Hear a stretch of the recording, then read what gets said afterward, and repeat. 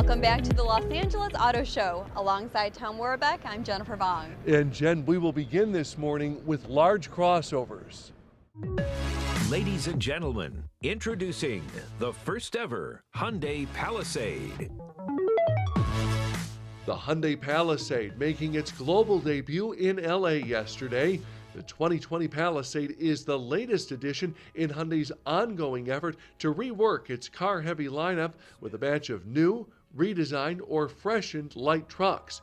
Brian Smith, Chief Operating Officer of Hyundai Motor America, says the Palisade fills a key segment for the brand.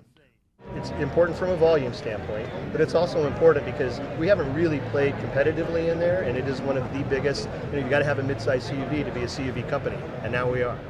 The three-row Palisade will be the biggest Hyundai crossover since the Vera Cruz was dropped in 2013. It's longer, wider, and taller than the outgoing Santa Fe XL. The Palisade goes on sale next summer. Lincoln on Wednesday, bringing musicians on stage to help unveil the three-row Aviator.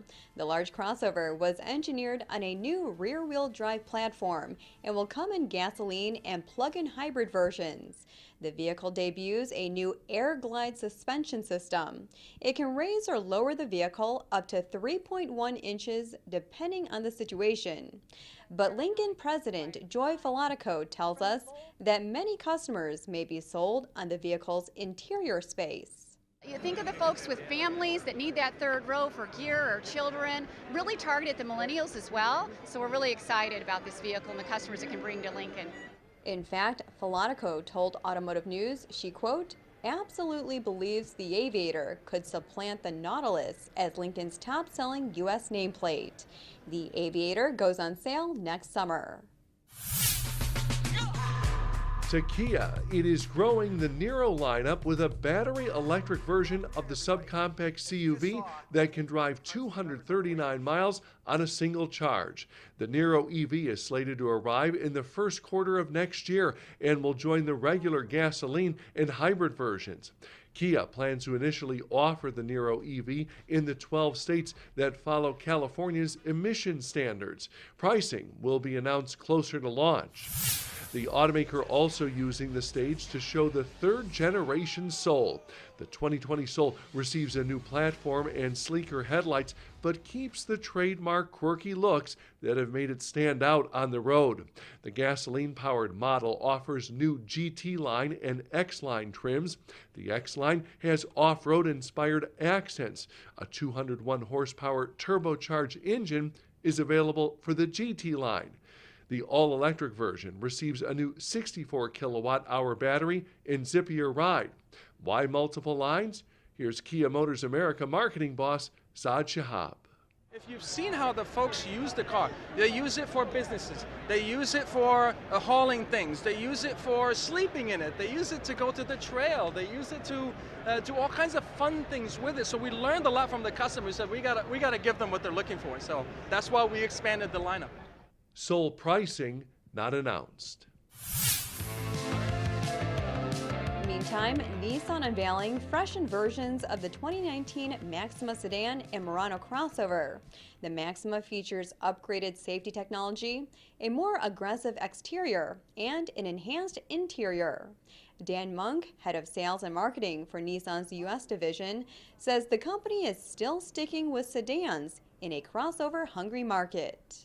Sedans appeal to the younger generations. I'm talking about the Gen Z, Gen Y, the millennials, right? And you think about it, that kind of makes sense. They've been kind of exposed to SUVs most of their life. They want to express themselves, a very expressive generation, and so their appeal is towards sedans. Meanwhile, Nissan hoping to keep the Murano competitive in the crowded crossover segment. The 2019 model comes in 4 trims and gets a revised V-Motion grille. Pricing of the new Murano was not announced. And Toyota introducing a hybrid version of the Corolla and an all-wheel drive version of its signature Prius hybrid. Toyota projects the Prius AWDE will achieve combined fuel economy of 50 miles per gallon. And the automaker says the vehicle could account for as much as 25% of annual U.S. Prius sales. Toyota Division Group Vice President Jack Hollis says shoppers and retailers want all-wheel drive. Dealers who are in constant contact with our consumers said we want an all-wheel drive in basically every product we can. And I think that this is the next step in our all-wheel drive movement of products. And being able to put that on a Prius, which has done so well, really allows it to be both kind of an urban car and also to be able to go other places. So, gotta be honest with you, we've been listening closely to the consumer like we always do, and all-wheel drive, this is just the first of other things to come. The Prius AWDE uses a second electric motor. It's engineered to kick on in road conditions where all-wheel drive is needed. Later today on Auto News Now, lots of luxury. And for breaking news 24/7, stay with our website, autonews.com. Have a great day.